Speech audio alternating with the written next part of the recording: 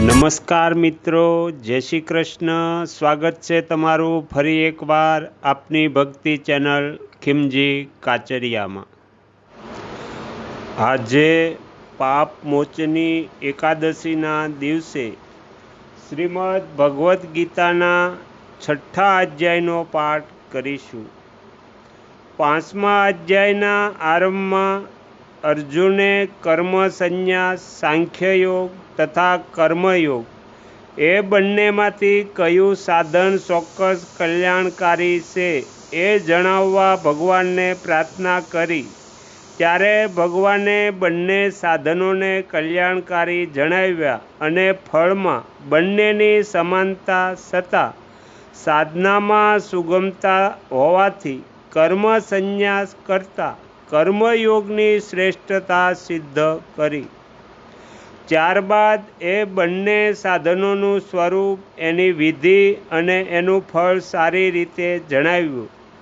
વળી એ બંને માટે અતિ ઉપયોગી અને મુખ્ય ઉપાયરૂપ ધ્યાનયોગનું પણ સંક્ષેપમાં વર્ણન કર્યું.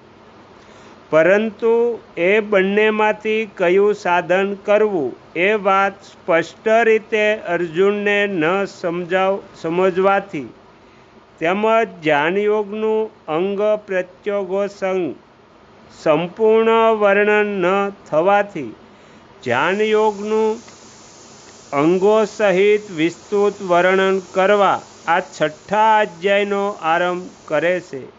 પ્રથમ ભક્તિયુક્ત કર્મયોગમાં પ્રવૃત્ત કરવા ભગવાન શ્રી કૃષ્ણ કર્મયોગની પ્રશંસા કરે છે. શ્રીમદ ભગવદ્ ગીતા અધ્યાય 6 આત્મ સંયમ યોગ. શ્રી ભગવાન કહે છે, જે પુરુષ કર્મફળની ઈચ્છા રાખ્યા વિના કરવા યોગ્ય કર્તવ્ય કર્મ કરે છે એ સંન્યાસી અને યોગી છે. તથા ફક્ત અગ્નિનો ત્યાગ કરનાર સંન્યાસી નથી અને ફક્ત ક્રિયાઓનો ત્યાગ કરનાર યોગી નથી.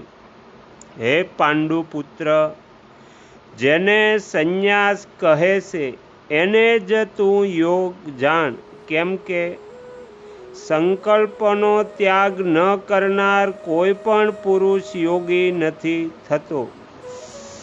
યોગમાં આરૂઢ થવા ઈચ્છનારા મનનશીલ પુરુષો માટે યોગની પ્રાપ્તિમાં નિષ્કામ ભાવના કર્મો જ સાધન કહેવાય છે.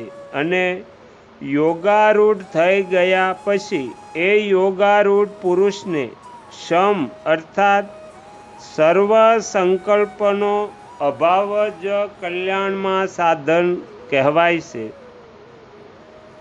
જ્યારે ઇન્દ્રિયોના વિષયોમાં અને કર્મોમાં આસક્ત થતો નથી ત્યારે સર્વ સંકલ્પનો ત્યાગી પુરુષ યોગારૂઢ કહેવાય છે. આત્મા દ્વારા આત્માનો સંસાર સમુદ્રથી ઉદ્ધાર કરવો અને આત્માને અધોગતિએ ન લઈ જવો. કેમ કે મનુષ્ય પોતે જ પોતાનો મિત્ર છે અને પોતે જ પોતાનો શત્રુ છે. જે જીવાત્માએ મન અને ઇન્દ્રિયો સહિત શરીરને જીત્યું છે એ જીવાત્માનો તો એ પોતે જ મિત્ર છે. તથા જેણે મન અને ઇન્દ્રિયો સહિત શરીર જીત્યું નથી એના માટે એ પોતે જ શત્રુની જેમ વર્તે છે. ઠંડી, ગરમી અને સુખ દુઃખાદિમાં તથા માન અપમાનમાં જેના અંતઃકરણની વૃત્તિઓ અત્યંત શાંત રહે છે એવા સ્વાધીન આત્મવાન પુરુષના જ્ઞાનમાં સચ્ચિદાનંદ ઘન પરમાત્મા સમ્યક પ્રકારે સ્થિત છે. અર્થાત એના જ્ઞાનમાં પરમાત્મા સિવાય અન્ય કંઈ જ નથી. જેનું અંતઃકરણ જ્ઞાન વિજ્ઞાનથી તૃપ્ત છે જેની વિકાર રહિત સ્થિતિ છે, જે જીતેન્દ્રિય છે અને જેના માટે માટીનું ઢેફું, પથ્થર તથા સોનું એક સમાન છે, એ યોગી યુક્ત એટલે કે ભગવત પ્રાપ્ત કહેવાય છે. સુહદ, મિત્ર, શત્રુ, ઉદાસીન, મધ્યસ્થ, દ્વેષપાત્રમાં, બંધુઓમાં, સજ્જનોમાં અને પાપીઓમાં પણ સમાન ભાવ રાખનાર અત્યંત શ્રેષ્ઠ છે. મન અને ઇન્દ્રિયો સહિત શરીરને વશમાં રાખનાર આશા રહિત અને સંગ્રહ રહિત યોગીએ એકાંતમાં રહીને અંતઃકરણને સદાય પરમાત્મામાં એટલે યોગા અભ્યાસમાં જોડવું. પવિત્ર સ્થાનમાં જેના ઉપર ક્રમશ દર્ભ, મૃગચર્મ તથા વસ્ત્ર પાથરેલ હોય, જે ન અતિ ઊંચું કે ન નીચું હોય એમ પોતાનું સ્થિર આસન સ્થાપવું.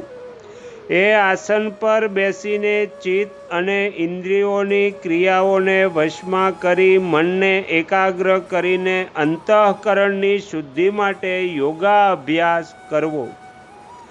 દેહ, મસ્તક અને ડોકને સીધા તથા અચળ રાખી સ્થિર થઈને નાકના અગ્રભાગ પર દ્રષ્ટિ રાખીને બીજી દિશાઓ તરફ ન જોઈને બ્રહ્મચર્ય વ્રતમાં રહીને નિર્ભય થઈને તથા અતિ શાંત ચિત્તવાળા સાવધાન યોગીએ મનને વશ કરી મારામાં ચિત્ત લગાડી મારા પરાયણ થઈને સમાધિનિષ્ઠ થઈને બેસવું.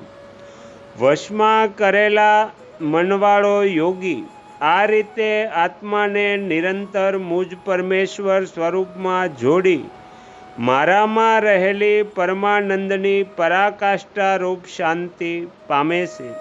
હે અર્જુન, આ યોગ નથી વધુ ખાનારનો, નથી બિલકુલ નિરાહાર રહેનારનો, નથી અતિ ઊંઘવાના સ્વભાવવાળાનો કે નથી અતિ ઉજાગરા કરનારનો સિદ્ધ થતો. દુઃખોનો નાશ કરનારો યોગ તો યથાયોગ્ય આહાર વિહાર કરનારનો, કર્મોમાં યથાયોગ્ય ચેષ્ટા કરનારનો તથા યથાયોગ્ય ઊંઘનાર જાગનારનો જ સિદ્ધ થાય છે. અત્યંત વશમાં કરેલું ચિત્ત જ્યારે પરમાત્મામાં જ સંપૂર્ણપણે સ્થિત થઈ જાય છે, ત્યારે સંપૂર્ણ કામનાઓથી નિષ્પૃહ થયેલો પુરુષ યોગયુક્ત છે એમ કહેવાય છે. જેમ વાયુ રહિત સ્થાનમાં રહેલો દીપક ડોલતો નથી, એવી જ ઉપમા પરમાત્મામાં સમાધિનિષ્ઠ યોગીના વશ કરેલા ચિત્તની કહેવાય છે. યોગના અભ્યાસથી વશ થયેલું ચિત્ત જે અવસ્થામાં ઉપરામ થઈ જાય છે અને જે અવસ્થામાં પરમાત્માના ધ્યાનમાં શુદ્ધ થયેલી સૂક્ષ્મ બુદ્ધિથી પરમાત્માનો સાક્ષાત કરી સચ્ચિદાનંદ ઘન પરમાત્મામાં જ સંતુષ્ટ રહે છે.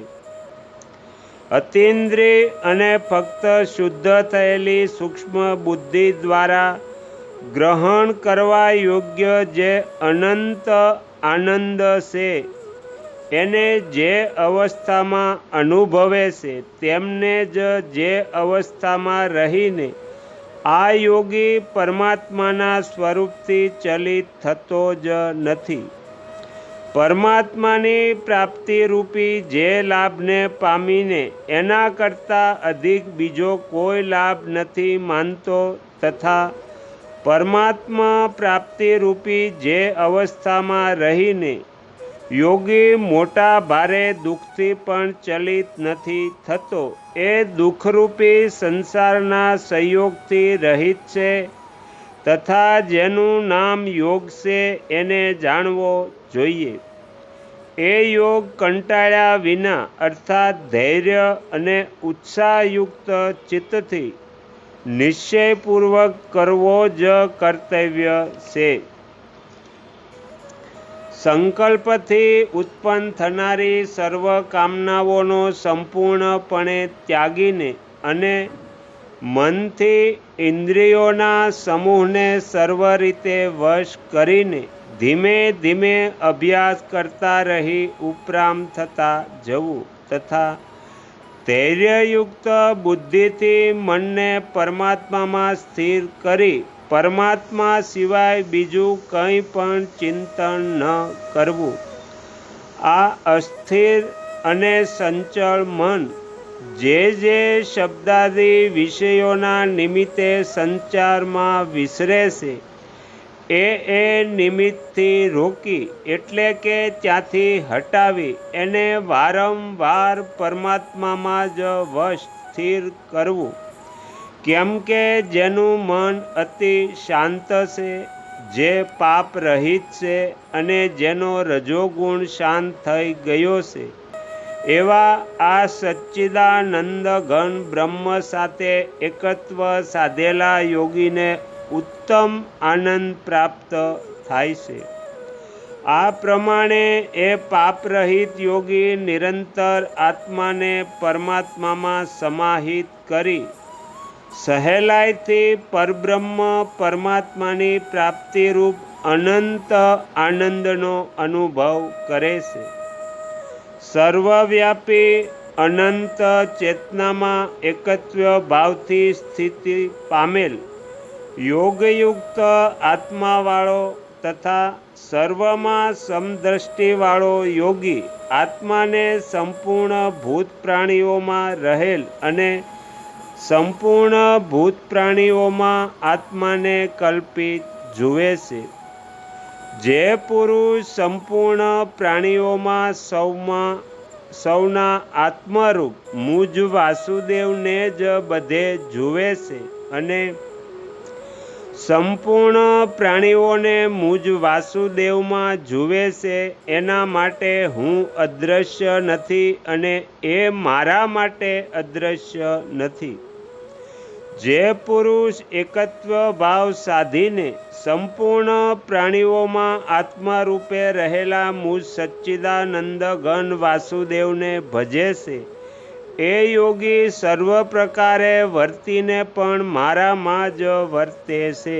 હે અર્જુન, જે યોગી પોતાની જેમ સર્વ પ્રાણીઓમાં સમ જુએ છે અને સુખ કે દુઃખને પણ બધાના સમાન જુએ છે એ યોગી પરમ શ્રેષ્ઠ મનાય છે.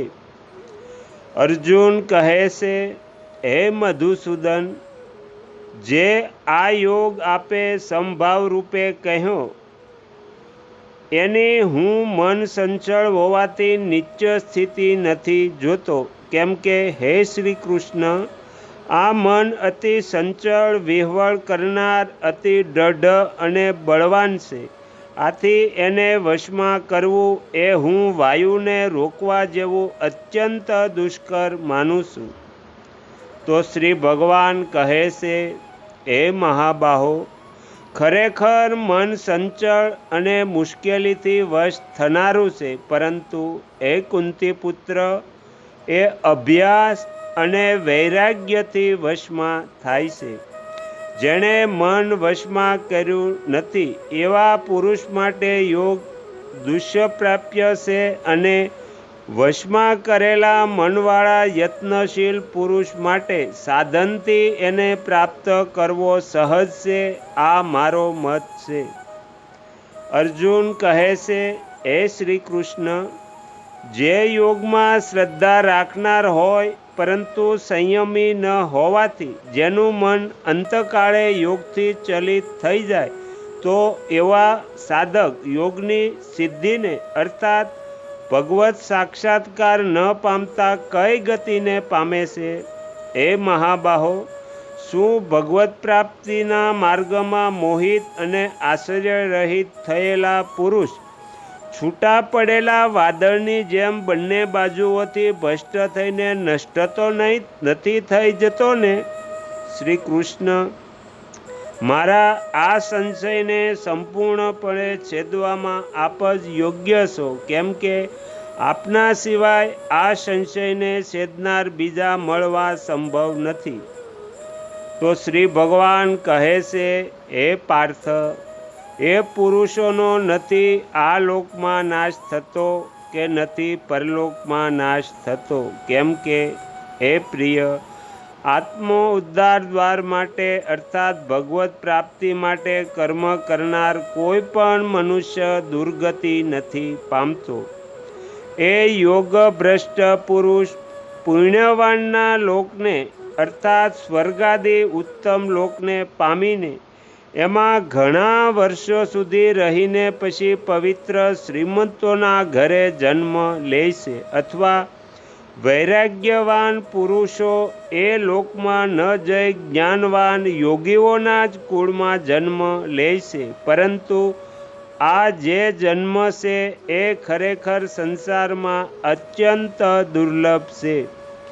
ત્યાં એ પૂર્વના શરીરમાં સંગ્રહ કરેલી બુદ્ધિ સંયોગને અર્થાત સમબુદ્ધિરૂપી યોગના સંસ્કારોને યનાયાસ જ પ્રાપ્ત કરે છે. તથા હે કુરુનંદન, એના પ્રભાવથી એ ફરીથી પરમાત્માની પ્રાપ્તિરૂપી સિદ્ધિ માટે પહેલાં કરતાં પણ વધારે પ્રયત્ન કરે છે.